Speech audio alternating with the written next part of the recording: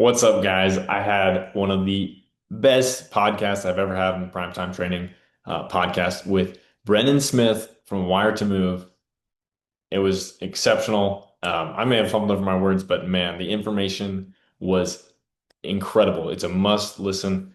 He's one of two of the Square One instructors in the world. He's got so much valuable information on neurology, the brain, perceiving threat, and what to do about it. Definitely check out this podcast.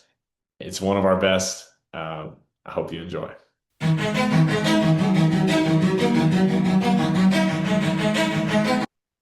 Welcome to the Primetime Training Podcast, Brendan. I'm glad to have you on. I've literally went through all of your videos on Instagram, so many things to ask you, but thanks for hopping on. No, cool. Thanks for having me. It was been good to chat to you so far. And it's anyone who's passionate about movement, their sport and everything like that. Um, I love talking about it because when they can understand the neurological lens and the neurological portion of it, it's the more we can spread this word out there, it's going to help them realize how they can get the most out of their training and performance, as opposed to needing to do more corrective exercise based stuff. Yeah, I understand that now since we hopped on a little earlier and did a little assessment. Um, Yeah. but just for the viewers and for me, kind of, could you explain what it is that you do and like what a typical appointment with a client would look like? Yeah. So I started out in like remedial massage, manual therapy, dry needling, cupping, all these sorts of things. And after a few years of doing that, I developed my own issue, which it wasn't, I saw every practitioner under the sun, osteopaths, chiropractors, all my own techniques that I had. I didn't just see them once, I saw them numerous times, spent too much money that I ever want to calculate. And it wasn't until I found a guy who was talking about the nervous system that um, he had me do a few movements. And for the first time in like 5 months, I had no ankle pain, which was my issue. And then from that point in time, I just went deep down the rabbit hole of everything applied neurology, functional neurology, um, and unpacking how powerful the nervous system is and how it is the key to helping us solving long-term movement, muscle, and pain issues. Um, so yeah, a session with me will look like I'm going to use a whole variety of different techniques and things like that. A big part of what I do is called Square One System. So a guy named Sean Sherman, he created what's called Square One System, where we can interview the nervous system and find out what stimuluses your brain is perceiving as safe or unsafe or as a threat. Whichever ones your brain is perceiving as a threat, we need to restore that, whether that's from a visual perspective, a vestibular perspective, or a proprioceptive perspective. So helping your brain know where it is in space a lot clearer for it to allow your brain to then perceive whatever activity you're doing as unthreatening again. So we're going to unpack a lot of these things in my sessions. We're going to look at what movements your brain currently perceives as safe or unsafe. I'm going to look at maybe a number of different muscles that, sure, you've got muscle strength in those areas, but is the neurological signal getting to those muscles or not? And if it's not, where do we need to restore it in order for your system to feel safe again, which will help you solve your pain movement issues? But then there's some of these other older things I'm going to look at. So what's called your primitive reflexes that we're all born with. So when you walk into a room and make a loud noise and a baby jumps, everyone's sort of probably seen that at some point in their life. That's called the startle reflex. But that shouldn't be, none of these primitive reflexes should be present after the first 2 years of life. And if they are, they're creating some internal chaos in your nervous system, which can be contributing to what's going on with your pain or movement issues. And you said these primitive reflexes can come back, right? Yeah. So let's say you've had a surgery, let's say you've had a head injury, or maybe you had a traumatic significant car crash that has been quite traumatic to your brain and your nervous system, the brain goes, I need to protect you. So it'll bring these reflexes back on. Gotcha. And they don't tend to go away unless you provide that safety signal to show the brain that it can integrate these reflexes again. Okay. So before this, I mean, I guess before the square one system, and we had all these like interventions, like a specific Yep. intervention, should should it have naturally occurred in the wild, like for these reflexes to go away? It's like say somebody got hit and they had a Yep. traumatic brain injury, or maybe not even that, maybe a concussion. Yep. There are natural patterns in life that would help us to get rid of these, or is it something that like we have to specifically intervene on? Does that So there's over the way these were traditionally corrected and still are through a lot of different modalities and stuff like that is corrective exercise to switch these reflexes off. But um, what I would say is, let's say a hunter-gatherer tribe that's still out in the wild now, if they have a head injury and their reflexes are present, because like it's all dependent on how much capacity your brain and nervous system has to handle stress. So in modern day life, we've got a lot of havoc in our everyday life from money worries, jobs we don't necessarily like doing that we're doing, family troubles, injuries from our sport, the environment we live in. So, non-native EMFs, not getting enough sun exposure, not being grounded enough, all these things that are safety signals back to the brain when we're bombarded by all these foreign inputs like screens and all these types of things, what we're doing is our capacity for stress becomes severely diminished. So when you all of a sudden have maybe you've had a surgery to repair an ACL, maybe you've had a head injury, then you've rolled your ankle, your capacity to handle stress, your threat bucket becomes too full. So you're not able to handle stress as well as someone who is living a more traditional life out in the wild who doesn't have all these other lifestyle factors to worry about as much. They're living much more in line with how we evolved. So their capacity to handle stress, if they have one head injury, it's not as big of a deal to their system if their primitive reflexes are present because they've got so much more capacity to handle stress because they haven't got all these other foreign inputs to deal with. Gotcha. So what you're saying is like the closer we can get back to the traditional way of living, perhaps the easier it is to deal with this kind of stress and traumatic injuries that can happen. Well, yeah, of course. But I mean, if we're living modern day life, that's why things like I do and things like working on the nervous system, helping people perform their chosen sport more optimally is more needed now than ever because it's almost impossible it's a lot harder, I would say, to go back to a lot of natural forms of living, which are safety signals to the brain. Obviously, there's things we can do. We can walk on the ground barefoot. We can be out in natural light. Um, we can eat natural foods and all of these sorts of things. But sometimes with our modern day of living, that doesn't quite cut it these days. Yeah, I know it's hard at college and things like that, so it definitely Yeah. makes Yeah. sense. Even education and schooling and stuff, it's still a stress on the system, even though it's a positive stress. You're trying to improve your life and learn. It's still a stress on your system at the end of the day. And the more of these stresses we have, not that stress is a bad thing, we're built to handle stress. But as I was saying, when our bucket of stress is overflowing, then we need to provide some safety back to the nervous system and the brain to perceive less threat in the environment, which will then reduce the need for the brain to produce pain, um, restricted movement, muscle tension, um, decrease your sports performance. Gotcha. Yeah, that makes a lot of Yeah. sense.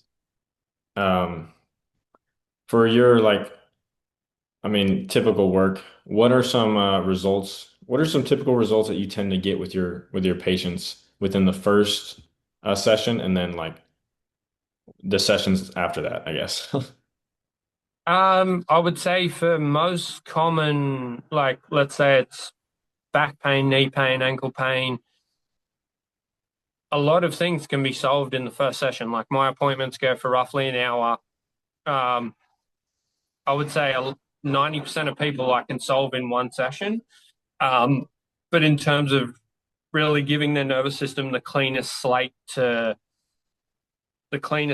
start again from. I like seeing them for 2 to 3 appointments to really clear out as much as we can, give their nervous system the freshest start it can to then go back to life and do their thing. Um, so I've had a lot of people, whether it's 5, 10, 20 years of back pain, either completely go away or, dramatically improve in one session. Mhm. Um, let's say the pain doesn't 100% go away in the first session, but their range of motion, let's say shoulder pain for an example. Let's say they came in, that's as far as they could lift their arm. By the end of the session, they can get full range of motion back, but maybe their pain is still a 3 or 4 out of 10. In a couple of days' time, that's likely going to continue to improve. And maybe in the second and third session, we've just got a few more things we need to clear out in order to give them the full reset and for their brain to really trust what they're doing with their shoulder again. Yeah. Okay. Here's one question I was thinking about when we were doing the like assessment is say you have an injury or you think you have an injury. When is it okay to start doing these like square one type exercise? I don't even know if I call them exercises, but square one interventions. Like, Yeah. how am I trying to say this? How do we So know? you mean How do you when know? is it unsafe to start doing some of these things? Yeah, because what if you do still have like an actual tear or something, and then you want to implement these like Yep. interventions? Couldn't Yep. that like go wrong in some way? So at the end of the day, we need to put all our faith and our trust in our brain and nervous system, right? Like it's the thing that's in control of everything. So if let's say someone comes to me and they've had pain for a couple of weeks, they haven't had any scans done. I virtually tell people, I'm like, I'm not necessarily treating your shoulder pain. I'm working on your nervous system. And if your nervous system perceives it as safe to give you access or to reduce pain in that area, it will. Like it's the master healer at the end of the day. All I'm doing is facilitating and giving the brain and body what it's asking for at that period of time. Hmm. So if you do have a tear, maybe the pain goes away for a couple of hours, maybe it goes away for a couple of days. But then if there is an underlying issue, the pain will likely come back. So what I tell people if they come to me and they've got pain and they haven't had any scans done, like I can't control that. That's their decision. I'll encourage them to maybe if we don't get any change in their symptoms or no change in movement, then there's a great chance there's an underlying soft tissue injury. So they should go and get a scan. They should go and get a professional doctor or physiotherapist's opinion on that. Yeah. Um, but in terms of most people who are in pain and have restricted movement, they think they've got a tissue problem, but most of the time it's not. Like I would say 80 to 90% of the time, most people don't have a tissue problem. And sometimes the tissue problem is again created by, um, unless it was like an ankle sprain, or maybe they were playing football and they got hit and they've torn their bicep or their pec or something like that. But that's a different scenario. But most people who've had pain for a long time, maybe they've got some tendonitis and things like that. This is just another strategy that the brain uses to try and protect itself. Hmm. So even with someone with tendonitis or something like that, if I work on them, we get a dramatic difference in their improvement of symptoms and things like that, because again, we're reducing the threat and the brain needing to protect itself in that area. So if you're worried you've got a tear or something like that, I mean, by all means, go and get it checked, go and get a scan. But most people, they think they've got a tissue problem, but most of the time it's a nervous system neurological issue. Wow. Yeah, especially if like the injury is like a long-term problem then too. It's probably neurological. Huh. Yeah. Yeah. Well, people who have surgery, they've still got pain for weeks, months, years later, even though the tissue should be healed, like it was surgically repaired. Yeah. So why do they still have pain? It's because their nervous system is perceiving threat in that area. Huh. That makes me think of my knee actually. What we were doing Yeah. earlier. Huh. Yeah. So like, but I've had, um, I've had clients come to me who, they've recently had surgery or um, and things like that, and I've still treated them because at the end of the day, as I said, I'm not treating their condition as such. It's not like I'm going in there with needles and needling it. All I'm doing is interviewing their nervous system, finding out where they're missing information or what issues could be contributing to why they're in pain. And once we reduce or take those away, then the brain will dictate how much pain it still feels the need to produce or not. So Have you I've had plenty of people with full blown muscle tears and they don't want to have surgery, and we got them completely out of pain, come back to complete range of motion again, and some of them never went ahead with the surgery because we got them out of pain. Gotcha. So Yeah. so say you had someone with like rotator cuff like pain or tear, and then you got them to full range of motion and they don't have surgery, do you think that the rotator cuff like naturally heals, or is it already healed because there's no pain? It's too hard to say. It's too hard to say. It depends if it's a full blown tear, it's not just going to magically reattach itself. But if it's like a partial tear and things like that, obviously the brain has a inbuilt innate healing ability that it may repair over time. But pain is just whether the brain perceives threat in that area or not. That's why you can have people with um, bulge discs. If we lined up 100 people, let's say 50 of them had bulge discs and 20 of those people with bulge discs had pain, but then we've got 20 people who don't have bulge discs, but they're in excruciating pain. They can't get out of bed. So pain is not a good indicator on whether someone has tissue damage or not. Pain is created by whether the brain feels the need to protect itself. So there's a great neuroscientist called Lorimer Moseley. He's actually based here in Australia, but he discovered, let's say you're walking through the bush or walking through the forest, you get bitten by a snake, right? You've Mhm. got pain, there's the stress of the event, but then let's say you heal from the snake injury and then someone will go back into the forest maybe weeks, months, years later, and all of a sudden a piece of grass rubs against their leg again, and the pain comes back. They think they've been bitten by a snake all over again. They haven't. Their brain is still perceiving threat in that area from last time they got bitten by a snake in the forest. So, yeah, pain is just a protective signal. Sure, sometimes it can be helpful. It can be really helpful if we've just broken our leg and it doesn't want us to put weight on our leg. Mhm. But we're talking fairly extreme cases here. Most people that I see, they don't come to me when their arm's broken in three different places. They come to me because they've seen a lot of therapists and they can't solve their elbow pain or wrist pain, shoulder pain. Yeah, Yeah. gotcha. Um, Here's a question. I want to talk about performance too. Like, so the best athletes in the world, do you think they have just less in their threat like bucket, like you said? They just have less, so they're more athletic, they perform better? Or is it more genetics with that? Well, I think it's a combination of all those things. We obviously have genetics, we have natural ability, we have, a lot of these people have trained their body to do something from such a young age that the brain is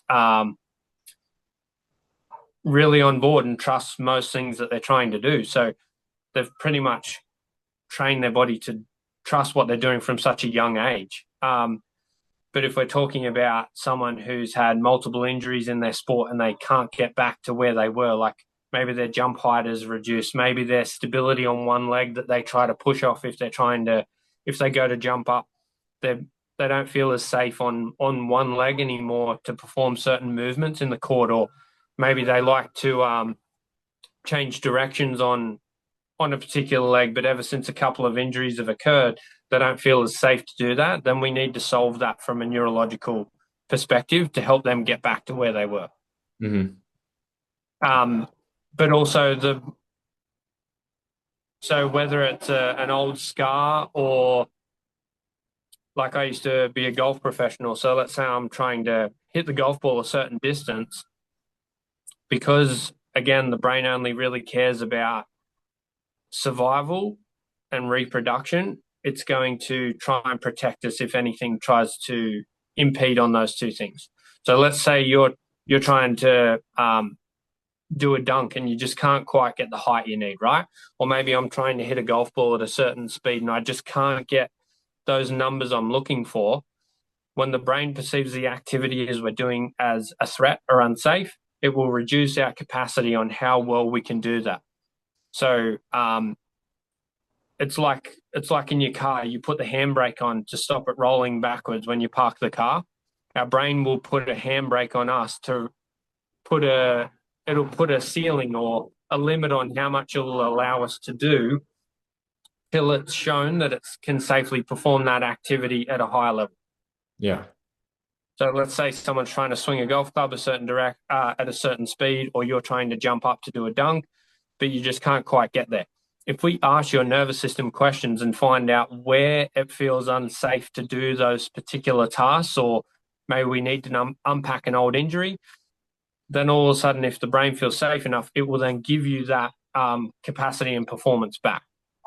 So I've had a lot of golf professionals where they're swinging the golf club at a certain speed, and then once we clear a few things out, all of a sudden their club head speed just naturally goes up without them swinging any faster because the brain's now no longer trying to slow them down to protect them.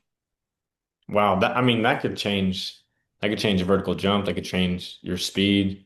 It could change if like I'm going for a jump shot and I'm landing, whether or not like my brain is perceiving a threat. So that's really cool. Well, your jumping ability doesn't go away. It's just your brain's perception of that activity or that has changed. Or maybe the knee that you land on after you do the dunk that you land on in favor, maybe the perception of that particular joint has changed. That's why it doesn't want you to jump as high, because it doesn't think you can safely absorb the landing anymore. It may not be the jumping movement itself, it might be the landing. Yeah, exactly. So So the brain's going to go, well, if I don't trust that he can absorb this landing safely, I'm going to reduce how high he can jump. But we can also change that pretty damn fast. yeah, instantly, pretty Yeah, much. yeah. That's pretty cool. The brain can switch pain, restricted movement, and protection on at the speed of light. But if we give the brain what it wants, it'll also switch it off that fast. Yeah. Like we saw with you when I was asking you to do different things, your movement was very quickly restricted or it dramatically improved. No, that was crazy. I've never one thought of that. Well, before your page and score Yeah. one, I never thought like rubbing a scar could do something like that. And I felt so restricted. Or like what you said with sitting in a car and like I'm just thinking about all these things. I'm like, man, I'm just setting myself up to not perform the best. But Yeah. And as I said before, when we were talking and I was doing some assessments, it's not that we're um, these brittle, or we are sensitive, but we're not these brittle little creatures that we need to be on the lookout for every little thing. But the less threat and the more safe we can get our brain within our own body, the less it needs to, the less compensation, the less things it needs to perceive as threatening in our external environment. yeah. Like, don't worry about practicing your jump shot and seeing if your brain perceives that as safe until we clear out some of your old injuries. Let's start there first. Let's get your brain feeling safe in its own body before we start worrying about how high you can jump. Yeah. And the more safe we can get your brain perceiving you are in your own body through unpacking some of your movement journey, then it'll translate into your movement and naturally allow that to improve anyway. Then we can improve those things specifically, but we need to start at the most fundamental base level first and just get your nervous system feeling safe in your own body first. Yeah. We don't want to, add inches onto somebody with a bad pattern. So that's really Yeah. smart. Um, I saw in one of your posts you were I think it was a podcast you were on.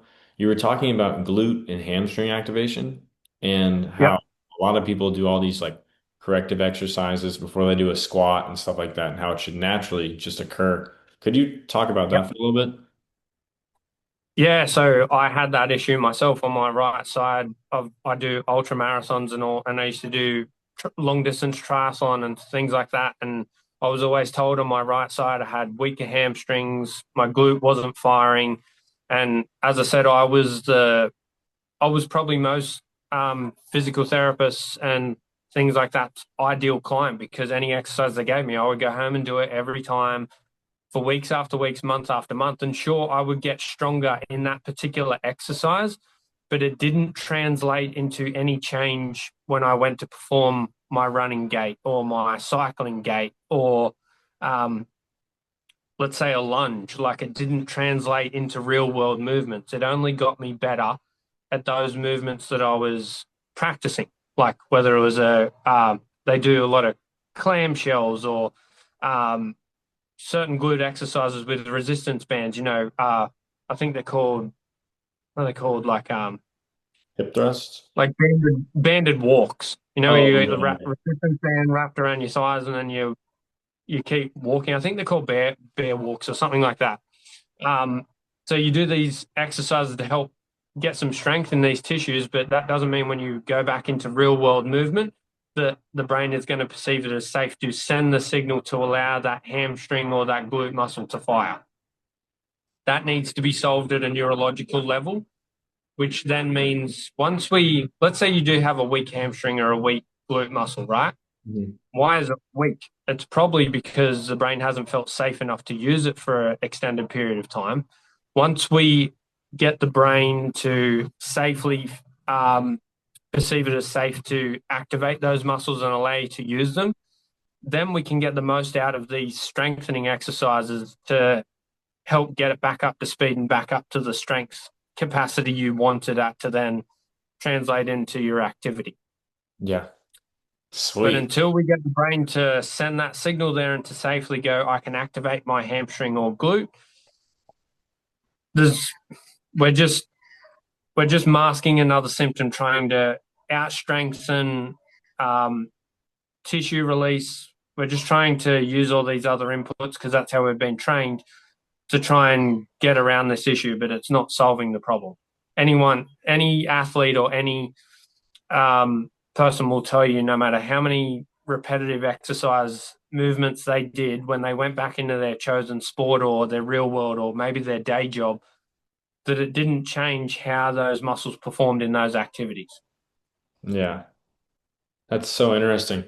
What do you think about this? So I have a friend who's like 6'8", 42-inch vertical, and like we kind of have the same build. He's a little bit bigger now, but I feel like our development was kind of the same, other than the fact that I had like foot pain when I was younger, and then knee pain, and eventually back and head pain or neck pain. Yeah, And so I yeah, feel like I kind of maybe was stunted a little bit as I progressed, and I like yeah, maybe he wasn't.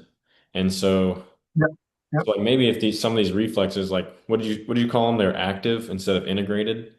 If these yeah, reflexes are yeah, active in me, integrated in somebody else, maybe that's going to yeah. affect performance in like a really big way. Massively, yeah. Like, we see this in the world of children who have developmental issues. So kids who don't walk at, if they're delayed with their crawling, delayed with their walking, delayed with rolling over, delayed with their reading, or, maybe they're not quite as coordinated in certain activities like writing, reading, ball sports, catching a ball, and things like that. That's then going to change how well they progress in their athletic life, but also their intellectual life, because these reflexes severely reduce their capacity to keep progressing.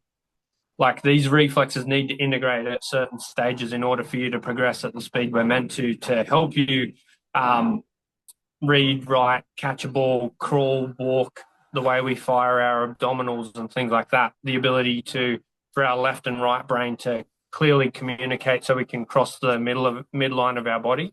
Mhm. So you see a lot of people, I even have fully grown adults come in and I ask them to march and they'll same side march, which tells me the left and right brain is not talking to each other as well. And Yeah. these reflexes are a big driver of that. I was actually going to But ask. just through getting their nervous system more organized and upregulating their nervous system, I'm not working on their cross crawl pattern, all I'm doing is getting their nervous system more organized, and then their brain will naturally know how to do that. We don't need to retrain these things. We just need to give the brain what it needs, and it knows how to do it. Like we're not silly. All these things are programmed and built in. Okay. But once Does that you do make sense? get it built in, cross crawl exercises would be a great thing, right? Yeah, yeah. Well, I mean, any movement, left and right brain, like juggling, rolling a rope, um, like just even walking. We've got to cross the midline when we walk. Mhm. All these things can be beneficial, but they're not going to be the thing that solves their movement issue. Okay. You Does that mentioned make sense? what? Does that make sense? Yeah, no, that does make sense a Yeah. lot. Yeah. You mentioned the same side march. So that's all about the left and the right brain communicating to each other? Yeah. So there's certain primitive reflexes that at certain stages in life, you're ready to now cross the midline, which, when kids crawl, um, that's showing that certain reflexes have integrated. And now that they're at the stage where their left and right brain know how to cross the midline. But if these reflexes are active, it will shut down the ability to safely cross the midline, and then they start moving ipsilaterally, which then can contribute to back pain because their abdominals aren't firing as well, and Um, a whole host of issues. huh, that's cool. Now I And saw this can you. happen after following a head injury and things like that. Okay. I saw you Like doing things it can with go bad with significant injuries. I'm sorry, I keep interrupting you. Uh, No, no, you're right. but no, I saw you doing it with the guy and he started doing the marching and he turned completely to the left. So Yeah. what system is mainly to blame for that, for it not functioning great? So that test is called the Fukuda step test, and what it's telling me is that the guy who was marching with his arms out like this, eyes closed. I think so. Yeah. And he rotated and nearly hit the wall. Yeah, yeah, Yeah. yeah. Yeah, so that test is used in traditional physical therapy and things like that to see if there's an issue with their vestibular system, their balance system. Um, and sometimes I'll use that as a pre-assessment to just check the overall state and health of their nervous system. And he was having lower back pain and some pain in his foot. And so it was just one of the first things I checked. I literally did one correction on him, and all of a sudden his vestibular system was now given the information it was needed where it wasn't favoring a rotation to the left. Okay. That's sick. Yeah, so his vestibular system was showing me at that point in time there was an imbalance that he needed. He felt safest to divert to the left. So when we solved that puzzle piece, all of a sudden the brain knows exactly what to do. We gave it what it needed, and then it let him just stay in the middle. Now the vestibular system wasn't feeling the need to now have to divert him that way. Gotcha. That is so. Yeah, but I wasn't um, treating his vestibular system as such. All I was giving him was a piece of his movement puzzle that he was missing, and then a byproduct of that is the organization to his vestibular system comes back. Mhm. Yeah. Nice. Yeah, Yeah. your videos are really cool. You have like a ton of testimonials. I was watching it all the Thanks, time, man. actually. Um, Thank you. I wanted to talk to you about the eyes. We didn't Yep. get too much into it in the assessment portion, but I saw a couple of your videos. One guy, you bring the pen close and his eyes like twitching out that way. Another one, Yep. he's trying to track it and he keeps jumping ahead. Uh, Yep. what are like some causes of that? And then I guess what's your approach to like fixing that? And how do you train the eyes, I guess?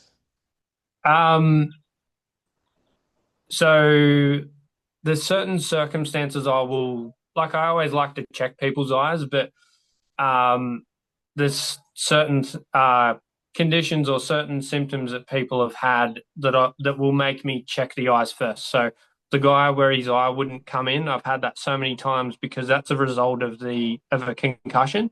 So as soon as you have a head injury, the connection between our visual system and our vestibular system gets a bit disrupted. which then we lose our ability to converge our eyes. Hmm. But once we give the input that the brain is asking for to solve, it's not a matter of sending him home with more corrective exercises, because that will help in the short term. But as you can see, he can't already perform the task. Why would I send him home with more corrective exercises to do something his brain knows how to do, but it just doesn't feel safe enough to perform at the moment? So for some clients in that particular circumstance, I'll solve what's missing for them. Maybe it's to do with the head injury. Maybe it's to do with a movement issue, why the brain doesn't perceive it as safe to do that task.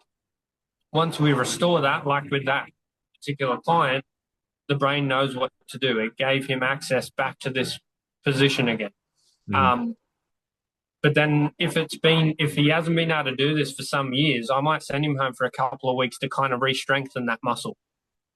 But Okay. in terms of how I got his eyes to do that again, that wasn't through any corrective exercise. That was just through restoring different gaps in his nervous system, which then the brain knows, okay, you've given me the information I've asked for. Now I'll give you this movement back. It's no different to like a restricted movement. I Yeah. know the eyes look more dramatic because it's like, how do you get someone's eyes to dramatically start performing a task again? But again, it's just about giving the brain, the nervous system, what it's asking for. Um, and then this guy, where he couldn't track my finger, he'd had 2 strokes a year ago. He was coming to see me. He's like been an avid golfer his whole life. Would play 3 or 4 times a week. And he came to me and he could barely play one round of golf without being in debilitating pain following a stroke. And one of the things I focused on was his visual system, because when the brain's been severely impacted by something like a stroke or a head injury, the first thing to be disrupted or disconnected is the ability to move the eyes independent of your head. So if you just rest your hands do you know where your occipital bone is? The base of your skull? Hmm. Just rest your hands at the base of that for me, and then look your eyes left and right a few times, and you'll feel the muscles in the bottom of your neck moving around. Hmm. Yeah. So you cannot move your eyes without your neck muscles moving. So if someone comes to you with neck pain, back pain, wrist pain, um, if their visual system is out of whack, your system's gonna compensate from here down. So if I look at their eyes and that seems like it's something we need to address, we address the eyes, and then symptoms start to dramatically improve. Gotcha. Do you think like phones have a big effect on this? Have you thought about that? Um, well, I think they do, like chronic screen use, because we're constantly locked in like this, a bit of a converged movement. We're kind of always looking at things really close to our face. Hmm. Um, there's a there's an eye movement that's really important, which is called near and far. So, um, being able to look at something close to us and then being able to transition and look at something further away. And a lot of people have a real struggle with this because they spend most of their day looking at a screen, objects that are only a few centimeters from their face all the time. Yeah. So that does create sometimes issues, or can be a contributor to why someone's experiencing certain symptoms. Maybe it's a headache. Maybe it's um, like eye tension. Maybe it's irritation of the eyes. So yeah, we can unpack and correct a lot of these things, and then maybe their little bit of homework is, hey, can you just go outside once an hour and just look around at the distant trees or clouds in the sky and things like that, just to break up staring at a screen all the time. Yeah. Oh, that's pretty important. Um, Yeah. with the eyes, so I saw in one of your posts you talk about the infinity walk, which I Yep. think is a great drill. But I've seen it's called the goat drill from Cal Dietz. Um, Okay. is like two hula hoops, and then you run around with your eyes locked on something, and they could add numbers, colors, Yep. tennis ball, hurdles, stuff like that. Uh, Yeah, that's cool. that's a great drill to use, like coming from your Yeah. perspective, right? But Oh yeah. All that stuff is awesome. but it like would that drill alone be enough to like maybe correct some people's problems, or would you need some more like one-on-one looking at the reflexes, doing square one, stuff like that would probably be more beneficial, right? And well, yes, but the reason I say that is not to just get people to come and see me. I say that because, again, whether it's a glute strengthening exercise, a vision exercise, um, any of those sorts of drills, they are phenomenal. But what happens as soon as you stop doing them? The issue comes back because you haven't fixed it at a neurological subconscious brain level.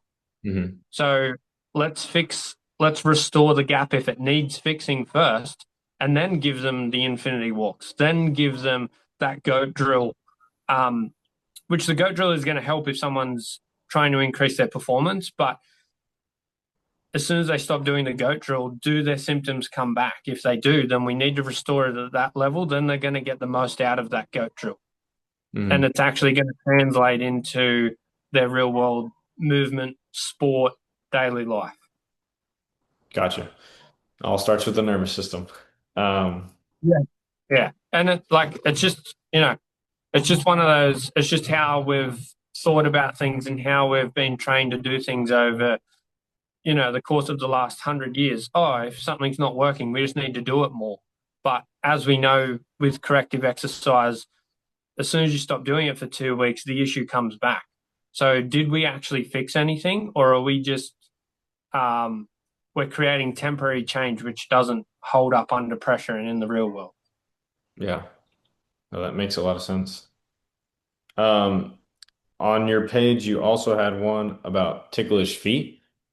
Oh So yeah. is that another example of a reflex that that should be act or should be integrated and not active? Yeah. So some people think they have really ticklish feet, like those videos that I put up, and there's sometimes even more dramatic ones than those ones I put up. But some people think they've got ticklish feet, but it's because they've got an active primitive reflex that's activated through the bottom of the foot. Hmm. Um, and once you integrate their reflexes, all of a sudden you go back and stroke their foot, and maybe they are ticklish, but maybe it's only 10% of what they thought they were. Or a lot of people who thought they were extremely ticklish. I've had so many that I could tell you about that once we integrate their reflexes, they're no longer ticklish at all. Like I could do whatever I wanted to the bottom of their foot and it no longer bothers them. Um, but also why these can be important, whether it's ticklish feet, is that one on the bottom of the foot. This can be present in a lot of runners with shin splints because anytime there's a stimulus on the bottom of the foot, the brain's reacting by, so rather than absorbing force, dorsiflexing the foot, pronating and then launching off, as soon as the brain's receiving a certain stimulus to the bottom of the foot, it goes, I've got to get off my foot. So all of a sudden they're stuck in like plantar flexion, which can contribute to why someone's got tight calves, shin splints, all this kind of stuff. Huh. Dang, that's awesome. Yeah. Yeah, I was like seeing if my feet were super ticklish and they're not, thankfully. It'd probably make a difference if someone else did it. When you do it to yourself, it's sometimes not enough. You've got to Oh, okay. like ask a friend or your mum and dad or your partner or something to do it to you. And Okay. then, yeah, when Then you're doing it to yourself, your brain's not silly. It knows that you're voluntarily touching your foot. Where if you get a stranger come up and touch your foot, it's going to be a different experience. yeah, it might actually be because professor at my school, he he's like really into gait mechanics and stuff like that. Yep. And so we Yep. talked a little bit, and he came to one of my basketball games, and he was like, "You're a toe runner," and I was like, "What?"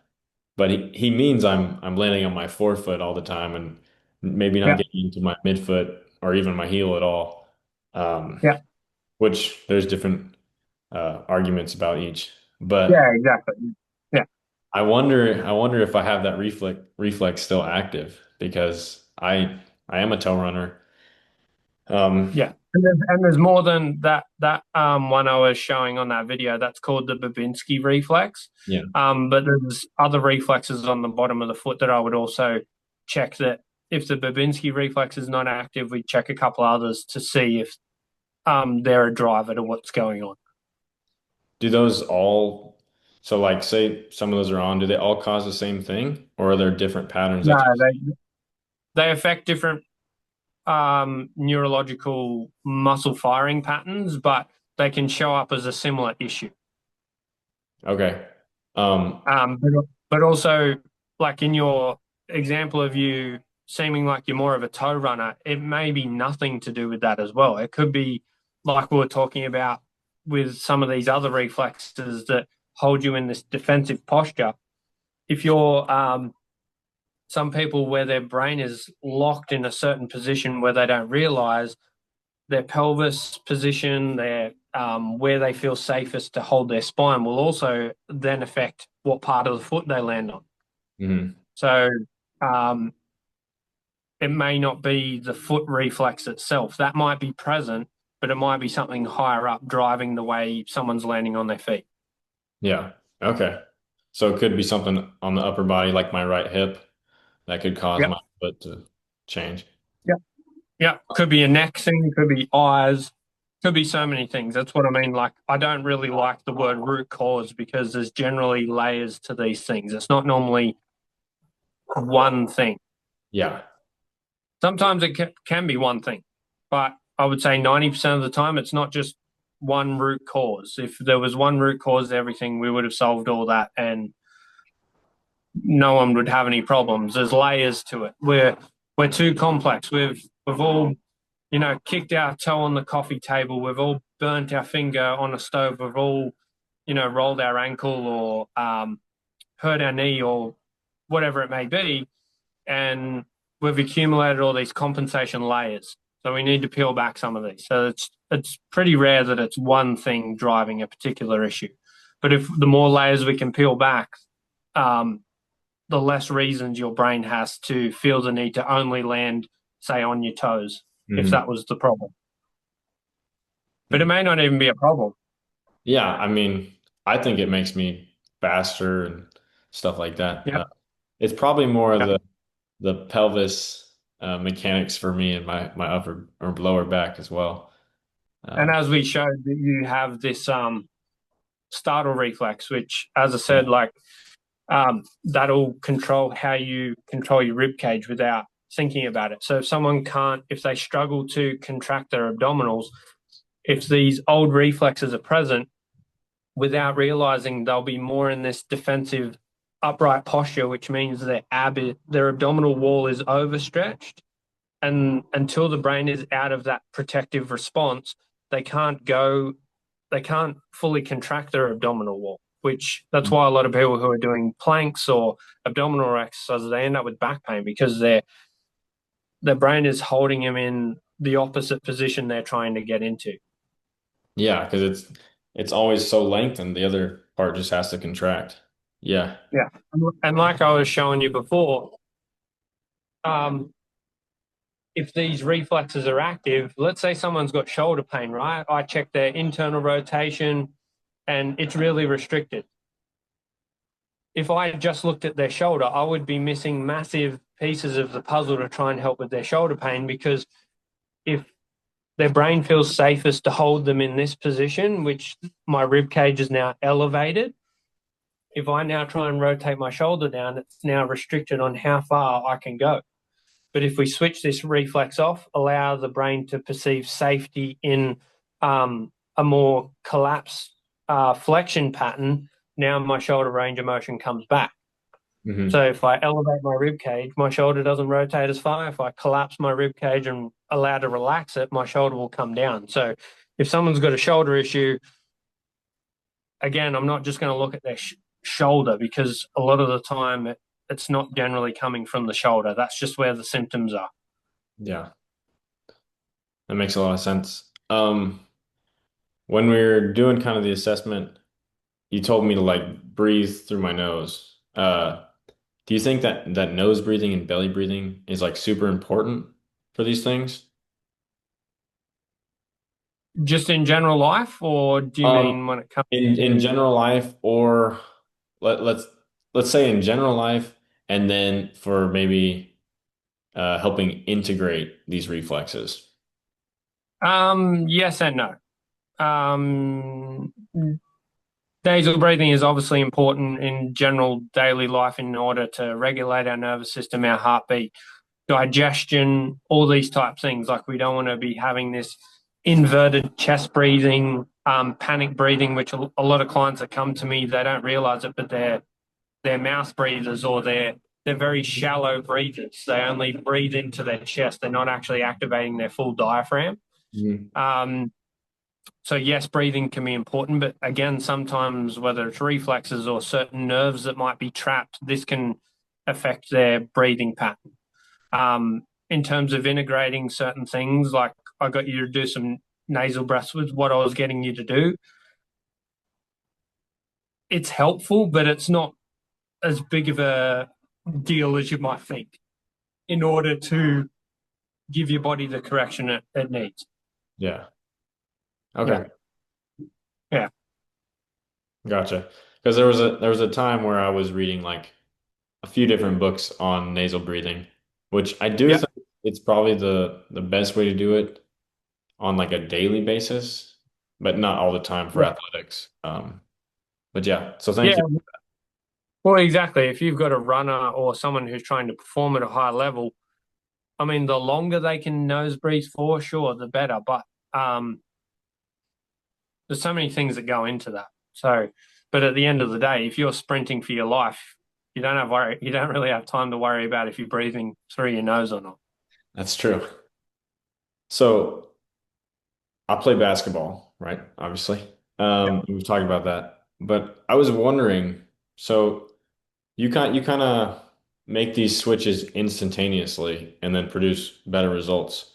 Yeah. I'm wondering, could you do the same stuff for like in a basketball session or in like a ball handling routine? Yeah. And like what would be some practical stuff that you would give for like the basketball players to do? Like say like a ball handling routine in between each drill. Is there something you can do? Yeah, there is. Yep. You can, between each set or each drill, um, you could tilt your head and breathe, turn your head, breathe, turn your head, breathe, turn your head, breathe, and then so on and so forth in all these head positions. Hmm. Um, you could just look around. So, like, look up toward the clouds and breathe in through your nose.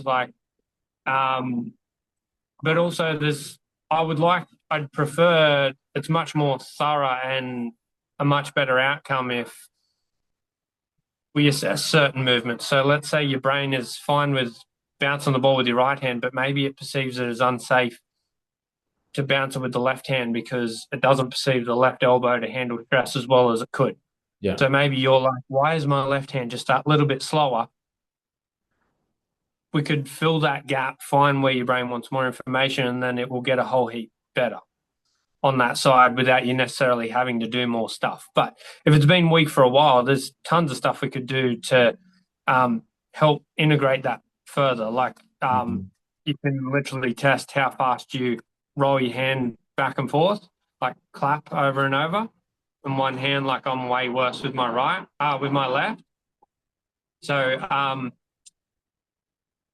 there's certain things we can do, like the infinity walks or certain figure eight drills and things like that we can do to help activate our cerebellum. But again, there's only so much we can get out of that because as soon as you stop doing it again, it comes back. So we need to change it at a subconscious movement level in order for these things to really stick. Okay. So all these things like corrective exercises like the um, infinity walks, convergence, eye tracking, things like that. You can do them to help excite your nervous system and get your nervous system upregulated. Or um, you could do some like rope flow stuff or juggling a ball and things like that to help get your nervous system excited. Um, but if you really want to change things to help change movement or increase performance, we need to break movements down and find out where you're actually missing information. Okay. Yeah, I was gonna ask about juggling, like in between, like doing a ball handling drill, juggling and then going back to one or like infinity walks. But no, Even even just doing cross crawls. yeah. So doing left and right cross crawls between exercises. Let's say you've been doing bench press, right? You've been doing bench press, which is a bilateral exercise where you're using both sides of the body at the same time, which is it's a bit foreign to the body. It's not like most movements we do is left and right in the transverse plane. Most movements we do in our daily life is to do with that.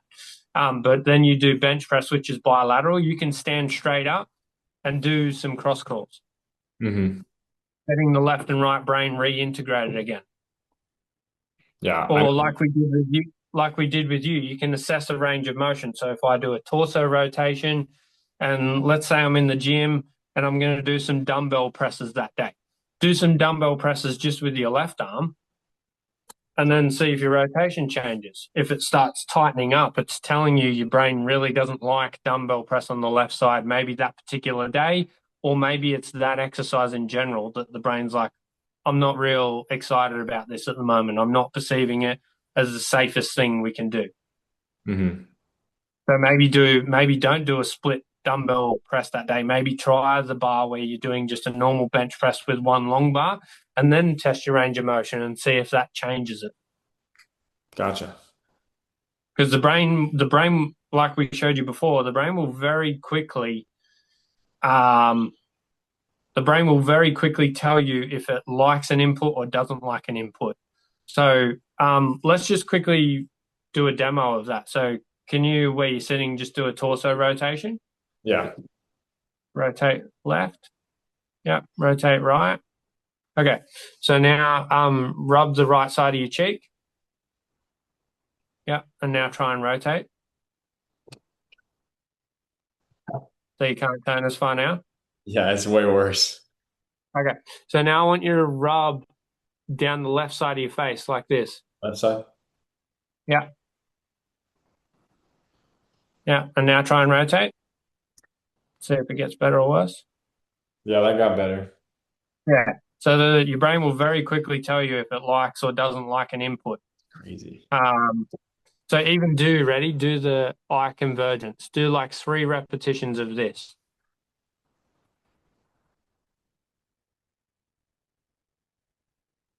And now try and rotate. Yeah, that's good. Yeah. Yeah, cool. So now do some eye tracking for a couple of seconds. Keep your head still. Keep your head still. Keep your head straight. That's it.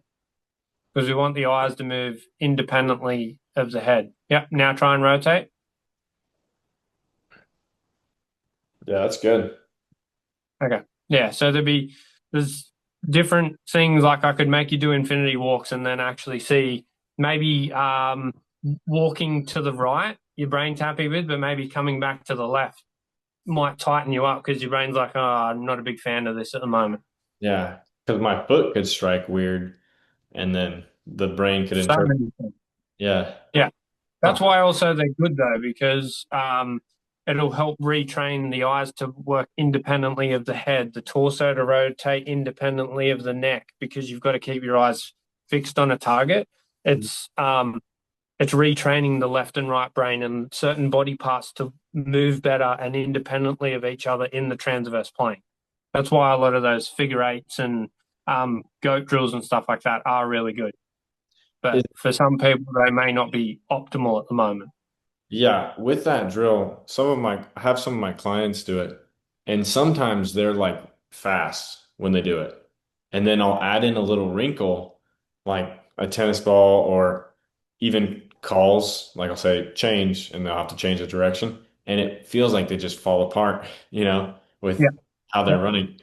So yeah, that could be why too. They're perceiving yeah, a new threat or something. yeah, 100%. Yeah, they might be fine with the normal task, but as soon as you add a slight bit of complexity, or um, maybe just that change of input, because again, our brain mainly relies on sensory information. Um, what the ground's doing, what the wind's doing, what color is in the room, all sorts of stuff. It's very sensitive to all these inputs because it needs to process and deal with these different inputs. Like just by rubbing your face in certain areas changed how much you can rotate. So imagine in the real world, if there's certain stimuluses your brain is perceiving as unsafe, how much that could be affecting your performance. But we can also change that. It's not to say you should be scared of these things or worried about these things. We can change it. That's the whole idea of working this way. Yeah, no, it's really cool. It's made my mind think a lot more about the nervous system. Had Uh, you heard about had you heard about Square One or any of my stuff before you reached out to me? yeah, so I heard about it on, I think it was, is his name Ben Greenfield? Oh yeah. I, Yeah. I saw one about him. It must have been like a year or two ago at least, and Yeah, it was a really couple of years intrigued ago, me. one that Sean did. Yeah, it really intrigued me, but I was like, is this real? Because you're just touching things and having a big effect. But then I saw your stuff, I kept learning about it, and it's definitely real. I mean, I'm feeling like I could get to here, or this side was even worse. I could get to here, and then I would stop almost almost 45 degrees worth of rotation just by Yeah. touching my face. I don't want to touch my face now. Uh, Yeah, and that's what I mean. It's not to make people fearful. It's just, does your brain perceive that input at the moment as safe or unsafe? If it's not safe, or if it's a reflex that needs to be integrated, once we integrate it, the brain's like, cool, I'll now give you access back to that. yeah. I won't restrict your movement when these inputs occur anymore. Yeah. So like say I touch my face, is there like a window of time that it Uh, takes? it'll, it'll last about 10 to 20 seconds. Okay. So it's So got that's why relatively if quick. you rubbed it, tested, and it stiffened you up, um, and then you left it for 30 seconds and then you went back, your rotation would go back to normal. Yeah. But you think about how many inputs you can receive in a game of basketball or in the weight room or in your daily life, how many inputs could be coming in at once. And if your brain's perceiving half of those as a threat, or maybe every time your knee hits the ground because you've had a surgery, maybe every time you've got to push off that knee, your brain's like, got to protect, got to protect, got to protect. Yeah. So it'll be shutting down movements every step you take potentially. Yeah. So I've been known to have like bad internal rotation. So like, do you think I just think every foot strike, maybe it's limiting my rotation because of my brain. Yeah, I mean, everyone's got asymmetries. That's why I'm not a big lover of corrective exercise. Yes, we can optimize things as best we can, but we're always going to have asymmetries. But just because you've got a little bit less internal rotation than, say, me, provided you're not in pain or discomfort, it really doesn't matter unless it's really affecting your performance. If it's really showing that it's affecting your performance, then we can likely change that or get it dramatically better. Hmm. Will it be as much internal rotation as five other people on your team? Maybe not. But if it doesn't create you pain or affect your performance, it really doesn't matter. Yeah, I I think it might be because when we were like, doing the hip stuff and it was Yeah. I couldn't hold the Yeah. position. So Yeah. I think that could, And that could be like, that could change in minutes. Like we could get that likely better within 30 minutes yeah. or completely gone. Like it's because like if your brain perceives certain movements from the foot to the hip as unsafe, or that your brain is still compensating for like that old knee injury, we've got like 30 or 40 reasons there your brain doesn't want to let you internally rotate your hip. Hmm. But if we unpack and clean up some of these movements that your brain is currently perceiving as unsafe, all of a sudden your hip internal rotation will change. So for me, um, I always struggle to externally rotate my right leg. So being a golfer, if I tried to turn behind the ball, I could never rotate as far as I wanted going backwards. When I was running, I'd always end up with really tight, like sartorius on my right side. And if I tried to sit with my legs crossed, like most people sit pretty relaxed like that, My Mhm. legs were up like this, like my knees were up around my ears. Like I couldn't even do it. Um, and the first time Sean worked on me, um, I didn't even tell him I had this issue. All I said was, "Can you work on me?" So we're like this on a call. He's just telling me what to do. And at the end of the session, I sat up and my leg just flopped out. And just, I was like, what on earth just happened? And it was the first time in years I had no tension in my adductors and all that sort of stuff. Like, I didn't even like touching them myself. They were that sensitive and sore. But now my external rotation is unbelievable these days. Yeah, Um, so yeah, it's certainly wild. that's so cool. We're Um, leaving a lot on the table till we start making a lot of this way of treating clients more well known. yeah. No, we need to. Yeah. When you do have somebody who say they're lacking external rotation or internal rotation or something, and you kind of fill in the gap, like you said, do they ever have like new muscle soreness because they're using their like say glutes properly? Yep. Yeah, for sure. Yeah, that happens quite a bit because I'll then go and try and do their workout in a couple of days' time. And because they feel so good, sometimes they might push themselves a little bit harder than they should have.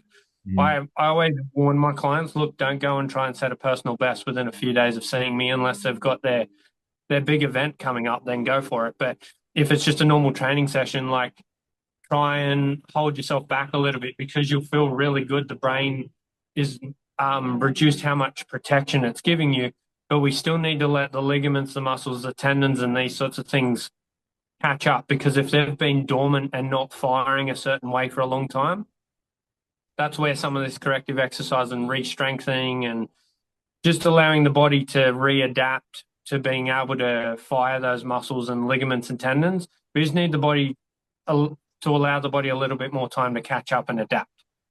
Yeah. No, that Yeah. makes a lot of sense.